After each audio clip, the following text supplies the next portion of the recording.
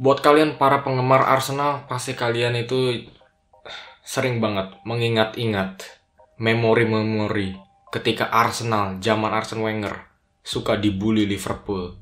Zaman di Anfield, dibantai 4-0, 5-1, dan di Emirates Stadium pun juga pernah dibantai 5-1. Zamannya Unai Emery kalau nggak salah.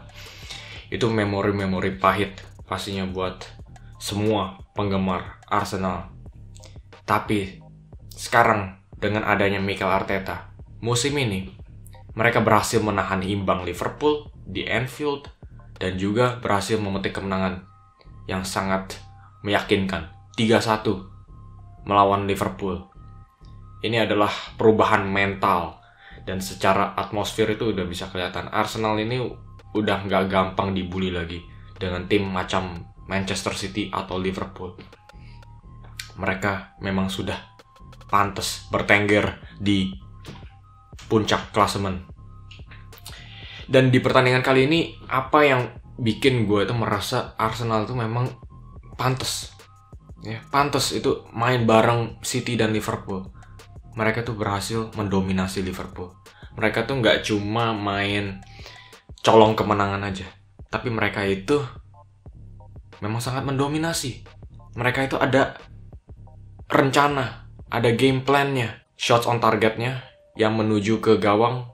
Arsenal menciptakan 7 dan Liverpool hanya mencatat 1 tembakan on target saja, hanya 1. Tim macan Liverpool yang kemarin baru saja membantai Chelsea 4-1 bisa kelihatan mandul di depan gawang. Itu berkat Arsenal yang mendominasi pertandingan, tidak memberikan bola ke Liverpool. Possession lebih banyak di Liverpool, 58%. Tapi gue gak terlalu membaca possession kalau mereka itu gak bisa mengubah menjadi peluang-peluang emas. Dan banyak sekali performance Arsenal yang harus dipuji. Salah satunya adalah Kai Havertz, pemain yang banyak sekali dikritik musim ini, tapi sekali lagi membuktikan kalau dia lagi diperlukan di partai big game seperti ini, dia bisa muncul. Munculnya itu juga bersinar. Kita lihat di Brentford, dia bisa nongol di menit ke-88, sisa tinggal 4-5 menitan, dia langsung mencetak gol penentu. Dan itu membawa Arsenal kemenangan. Dan juga melawan Manchester City di Community Shield, dia bermain sebagai false nine dan dia bermain sangat bagus sekali di sana. Dan sekali lagi melawan Liverpool, dia nongol lagi karena dia berhadapan dengan Konate dan juga Van Dijk. Ini bukan tugas yang mudah, tapi tembakan dia yang mengarah ke Alisson akhirnya jatuh ke Bukayo Saka. Itu adalah pergerakan dari Havertz dan juga tembakannya dia. Kita harus memuji. Mungkin ini salah satu alasan kenapa Arsenal tidak boleh langsung membuang Havertz saja. Karena dia itu bisa menjadi pemain penting di momen-momen genting. Karena kalau gue lihat dia itu adalah big game player. Ya. Pemain yang biasanya mainnya biasa-biasa aja di partai-partai biasa, tapi ketika momen penting, dia langsung nongol. Dia bisa langsung menjadi superstar. Karena yang gue lihat memang di partai Champions League final saat itu bersama Chelsea, dia pun juga yang mencatat gol penentu melawan Manchester City di tahun 2021 saat itu. Jadi Arsenal nggak boleh melupakan X faktornya si Havertz ini. Dan juga bagaimana Gabriel Martinelli terus-terusan mengancam Trent Alexander-Arnold di sayap kiri dan akhirnya memaksakan Jurgen Klopp untuk membuang Trent Alexander-Arnold di babak kedua waktu belum mencapai 60 menit. Itu karena ulahnya Martinelli. Sekali lagi, Trent Alexander-Arnold itu ya, ketika berhadapan dengan Martinelli, kelihatan dia itu langsung minder.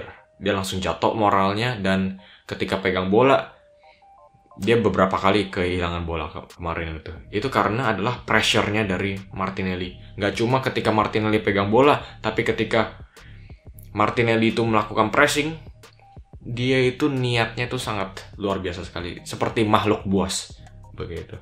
Jadi Martinelli sekali lagi menjadi pemain kunci di partai penting ini, dan kita harus memberikan kredit ke Mikel Arteta yang menggunakan Martinelli di partai ini, dan itu bisa terlihat lagi. Mungkin kita bisa mengkritik Jurgen Klopp ya, terus-terusan menggunakan Trent di partai melawan Arsenal ketika dia tahu bahwa Arteta bakal menggunakan Martinelli. Mungkin seharusnya Klopp itu nggak pakai Trent, tapi mungkin pakai Connor Bradley. Tapi kita nggak bakal membicarakan ini kalau nggak ada Martinelli, pemain yang luar biasa sekali. Dan dia pun juga yang melakukan pressing ke Van Dijk dan Alisson, sehingga kedua pemain ini melakukan miskomunikasi di belakang, dan akhirnya Martinelli hanya tinggal menyelesaikan peluang gawang kosong. Luar biasa sekali kontribusinya Martinelli. Dan juga substitusinya Mikel Arteta kemarin itu juga ada yang bagus. Leandro Trossard menggantikan Martinelli. Martinelli bensinnya udah habis, masukkan Trossard. Kita harus memuji juga bangku cadangannya Arsenal yang terus-terusan bisa mendaur ulangkan kualitas. Satu pemain ditarik, pemain berikutnya pun juga kualitasnya itu nggak menurun drastis. Dan Leandro Trossard, dia itu beberapa kali juga sudah meneror Liverpool. Pernah dia saat bermain dalam Brighton, dia juga yang mencetak hat-trick saat itu. Dan sekali lagi, dari sudut sempit, dia bisa mengolongi Alisson. Ini adalah finishing yang luar biasa sekali. Ada sedikit pantulan dari Van Dijk, tapi kalau Trossard nggak mencoba menembak, gol itu nggak bakal terjadi. Dan nggak cuma dari gol aja, tapi dari segi Liverpool itu lagi ngebet, ya, lagi kebelet mau mencetak gol. Nah, di saat-saat seperti ini itu bisa kelihatan mereka itu pasti lebih agresif. Nah, ada Leandro Trossard yang menahan bola, susah banget ngerebut bola dari Trossard ini. Jadi itulah rencana taktiknya si Arteta.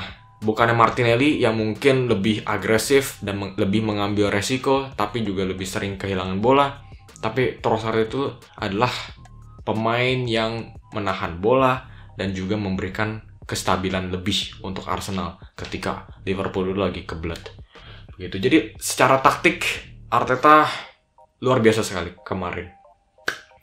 Dan secara garis besar, gambarannya sekarang adalah Arsenal baru saja mengalahkan momok besarnya Liverpool dengan skor yang sangat meyakinkan, 3-1 di Emirates Stadium. Ketika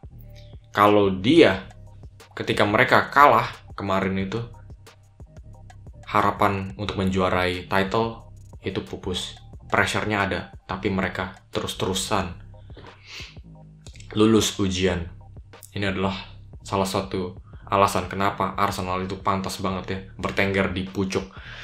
Dan kita juga nggak bisa menganggap remeh secara dorongan, motivasi, dan kepercayaan diri bagaimana Liverpool yang baru saja menghantam Chelsea 4-1 tanpa Mohamed Salah, dan juga Liverpool yang baru saja menelan kekalahan kedua di musim ini. Seharusnya ini adalah kekalahan pertamanya di musim ini, karena kekalahan melawan Tottenham Hotspur itu seharusnya dicoret karena mereka bermain 9 pemain, dan gol Luis Diaz yang dianulir secara kontroversial itu, seharusnya Liverpool tuh nggak menerima kekalahan di Spurs. Seharusnya Arsenal lah yang patut dicatat sebagai tim yang memberikan kekalahan pertama untuk tim Liverpool yang sangat spesial ini. Ini pastinya adalah dorongan, motivasi yang sangat spesial buat Arsenal. Dan harus diingat-ingat kalau mereka itu memang big team yang memang pantas berdiri di samping Liverpool dan Manchester City.